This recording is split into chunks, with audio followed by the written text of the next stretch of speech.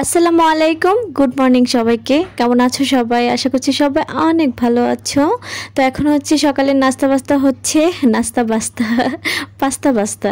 তো যাই হোক, সকালে নাস্তা হচ্ছে। তো গতকালকে তো দেখলে যে পরোটা ফ্রোজেন করে রাখছিলাম। তো আমরা তো উইকলি প্রায় 2 দিন থেকে 3 দিনের জন্য আমরা পরোটা রেডি করে রাখি, যেন 2-3 দিন আর কোনো প্যারা নিতে না হয়। তো এখন সকালবেলা জাস্ট ভেজে নিচ্ছি। আর কীভাবে সেটা ফ্রোজেন করছি এটা তো সবাই পারো, তো চাইলে আমার ভিডিওটা দেখতে পারো, তাহলে তোমরা বুঝতে পারবে যে কীভাবে ফ্রোজেন করতে হয়। তো এখন পরোটা খাবো সবাই। তো এইভাবে আমি ডিম পোচ করে পরোটা খেতে অনেক বেশি পছন্দ করি। আমার কুসুমটা না একটু কাঁচা কাঁচা থাকলে বেশি ভালো লাগে। তো এইখানে একটু বয়েল হয়ে গেছে, ভাজা হয়ে গেছে আর কি, সরি।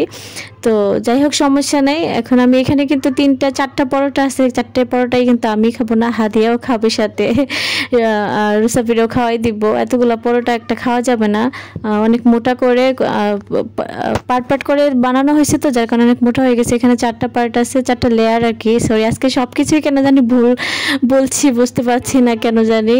যাই হোক, তোমরা অবশ্যই ক্ষমা সুন্দর দৃষ্টিতে দেখবে। দেখুন আমি নাস্তা করে নিচ্ছি। তো মাত্রই বাইরে থেকে একটা পার্সেল আনলাম, আমি কিছু জিনিস অর্ডার করছিলাম, তো সেটা আনলাম। এখন আনার পরে আমার বোন বলতেছে যে এটাতে কি আছে। তো আমি ওরে বলতেছি না যে এটাতে কি আছে, কারণ আমি তো জানি এটাতে কি আছে। তো সে অনেক এক্সাইটেড হয়ে দেখতেছে, কেননা বেশিরভাগ ক্ষেত্রে দেখা যায় অনেক সুন্দর সুন্দর ড্রেস, তারপরে অর্নামেন্টস, মানে এগুলো আমাদের বেশি অর্ডার করা হয়। তো এটাতে ডিফারেন্ট কিছু আছে, একজনকে গিফট করা হবে, যার কারণে এটা আনা হয়েছে। তো সে অনেক এক্সাইটেড, সে বলতেছে এটাতে কি আছে আমি জানি না। আমি বললাম যে এটা তো আমি জানি, তো সমস্যা নেই, খোলার জন্য আমি তো এখন পার্সেল ওপেন করার পালা। এই জিনিসটা আমার খুবই ফেভারিট। এটা নিয়ে দেখা যায় বাসার মধ্যে তুল কালাম বেঁধে যায়। রুসাফি বলে রুসাফি খুলবে, আমি বলি আমি খুলবো, মানে সবাই এটা অনেক পছন্দ করে। তো জিনিসটা যেহেতু অর্ডার করা হয়েছে, কেউ না কেউ তো খুলতেই হবে। তো যাই হোক, আমরা এখন সবাই মিলেই বসছি দেখার জন্য। যদিও পার্সেলটা খুবই আহামরি কোনো কিছু না, কিন্তু পার্সেল তো পার্সেল ওপেন করা একটা হবি থাকে অনেকেরই, মানে শখ থাকে, জিনিসটা ফ্যান্টাসি থাকে আর কি। আমি বললাম না যে আজকে আমি সব কিছুই ভুল বলছি, আমি কেন বলছি আমি নিজেও বুঝতে পারছি না আজকে কেন আমার প্রত্যেকটা কথায় ভুল হচ্ছে।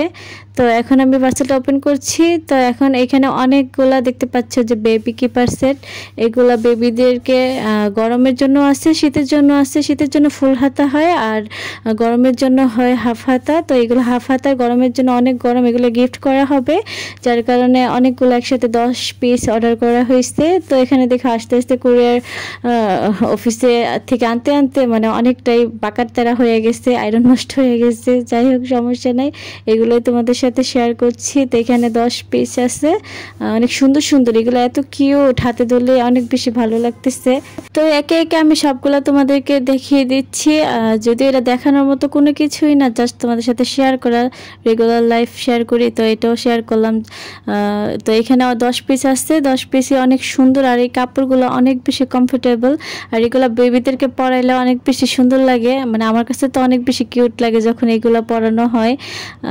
আর বাচ্চা তো অবশ্যই অনেক সুন্দর জিনিস, বাচ্চা মানে সুন্দর, চোখের শান্তি। আমাদের বাড়িতে পোলিও খাওয়ানো হতো, বাচ্চাদেরকে টিকা দেওয়া হতো। তো প্রত্যেক মাসে মাসে ওরা যখন আসতো, আমি সেদিন আর স্কুলে যেতাম না, কারণ অনেক সুন্দর সুন্দর কিউট বাবু আসতো। তো সেদিন আমি সারাদিন বাড়িতে থাকতাম, আর সুন্দর সুন্দর বাবুরা আসলে ওদেরকে, সুন্দর বাবু বলতে বাচ্চা বাবু সবগুলাই সুন্দর, বাচ্চা কখনো অসুন্দর হয় না, বাচ্চা সবসময় সুন্দর, কালো হোক ফর্সা হোক, বাচ্চা জিনিসটাই সুন্দর।